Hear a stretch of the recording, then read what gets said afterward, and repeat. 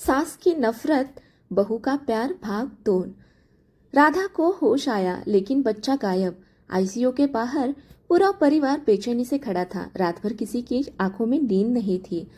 अमित बच्चे की पहली रोने की आवाज सुन चुका था, लेकिन अब उसकी नजर सिर्फ आईसीयू के दरवाजे पर थी। कुछ देर बाद डॉक्टर बाहर आए और बोले, खतरा काफी हद तक टल गया है, मरीज को होश आने लगा है।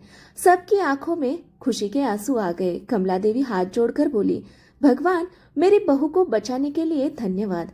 राधा को होश आया। राधा ने धीरे धीरे आंखें खोली। सामने अमित खड़ा था, आंखों में आंसू लिए।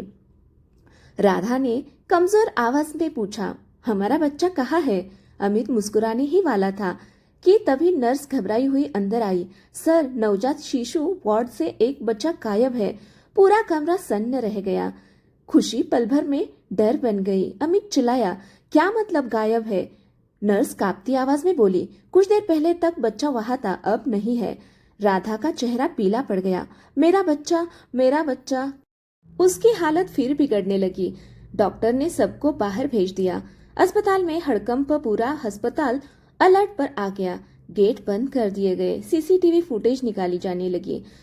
कमला देवी रोते हुए बोली, हे भगवान, इतनी बड़ी परीक्षा क्यों? नेहा और पूजा हर कमरे में जाकर पूछताछ करने लगी। अमित गुस्से और डर से कांप रहा था। सीसीटीवी में दिखा सच। कुछ देर बाद फुटेज में एक औरत दिखाई दी, नर्स के कपड़ों में, चेहरे पर मास्क। वह बच्चे को उठाकर पीछे के दरवाजे से निकल रही थी। अस्पताल स्टाफ हैरान था। ये हमारी नर्स नहीं है। अमित ने दांत भींच लिए। जिसने भी किया है छोड़ूंगा नहीं। पुरानी दुश्मनी की वापसी।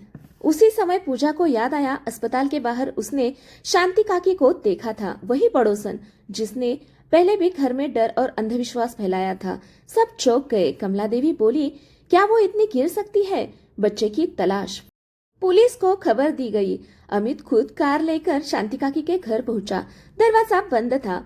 अंदर से बच्चे की रोने की हल्की आवाज आई। अमित ने जोर से दरवाजा तोड़ा। अंदर शांति काकी गोद में बच्चा लिए बैठी थी।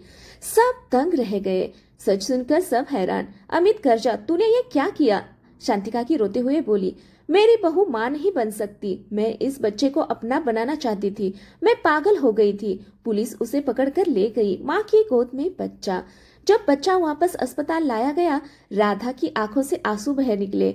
उसने अपने बेटे को सीने से लगा लिया। अब कोई हमें अलग नहीं करेगा। अमित भी रो पड़ा। कमला देवी ने दोनों को गले लगा लिया। घर में फिर खुशी लौटी। कुछ दिनों बाद राधा और बच्चा घर लौट आए। पूरा घर सजाया गया। ढोल बजे, मिठाई बटी। कमला देवी बोली, ये बच्चा हमारे घर की नई किस्मत है। लेकिन किस्मत ने अभी और एक मोड़ बचा कर रखा था। खुशी के समय भी सतर्क रहना जरूरी है। लालच और अधूरी चाहत इंसान से गलत काम करवा देती है। माँ और बच्चे का रिश्ता दुनिया का सबसे मजबूत रिश्ता है। बच्चे की सच्चाई सामने आई। अस्पताल में बदल दिया गया था। राधा और उसका बेटा घर लौट आए। पूरा परिवार खुशियों में डूबा था। कमला देवी बच्चे को गोद से उतारती ही नहीं थी। अमित हर समय बेटे को निहारता रहता था। नेहा और पूजा उसके लिए नए कपड़े और खिलौने लाती। घर में पहली बार इतने दिनों बाद सुकून था। लेकिन कुछ दिनों बाद एक ऐसी सच्चाई सामने आई जिसने सबको हिला दिया। अजीब शक की शुरुआत। एक दिन अस्पताल से फोन आया, अमित जी, आपको तुरंत अस्पताल आना होगा, जरूरी बात है। सब घबरा गए। अस्पताल पहुंचते ही डॉक्टर गंभीर चेहरे से बोले, हमें शक है कि डिलीवरी वाले दिन नवजात शिशु वार्ड में गड़बड़ी हुई थी। अमित चौंक गया। क्या मतलब? बच्चे बदलने की आशंका। डॉक्टर ने कहा, उसी दिन एक और महिला ने बेटे को जन्म दिया था। हड़बड़ी और चोरी की घटना के बीच टैगिंग सिस्टम में गलती हो सकती है। राधा के पैरों तले जमीन खिसक गई। मतलब ये बच्चा मेरा नहीं? डॉक्टर बोले, अभी पक्का नहीं, डीएनए टेस्ट करना होगा। राधा ने बच्चे को और कसकर सीने से लगा लिया। माँ का डर। घर लौटकर राधा पूरी रात रोती रही। अगर ये मेरा बच्चा नहीं तो मेरा असली बच्चा कहाँ है? अमित उसे समझाता रहा, जो भी सच होगा हम ढूंढ निकालेंगे। कमला देवी भी टूट गई। इतनी मुश्किलों के बाद भगवान फिर परीक्षा ले रहा है। डीएनए रिपोर्ट ने मचा दी हलचल। कुछ दिनों बाद रिपोर्ट आई। डॉक्टर ने धीमे स्वर में कहा, यह बच्चा राधा और अमित का नहीं है। पूरा कमरा सन्न रह गया। राधा चीख पड़ी, नहीं ये झूठ है। उसने बच्चे को सीने से लगा लिया। मैंने इसे दूध पिलाया है, इसे प्यार दिया है, ये मेरा ही है। दूसरी माँ की एंट्री। तभी एक और परिवार अस्पताल पहुंचा। उसकी बहू सविता रो रही थी। मुझे हमेशा लगता था मेरा बच्चा मेरा नहीं है। उसकी गोद में एक दूसरा बच्चा था। अब सच सामने था। दोनों बच्चों की अदला बदली हो गई थी। दिल और खून की लड़ाई।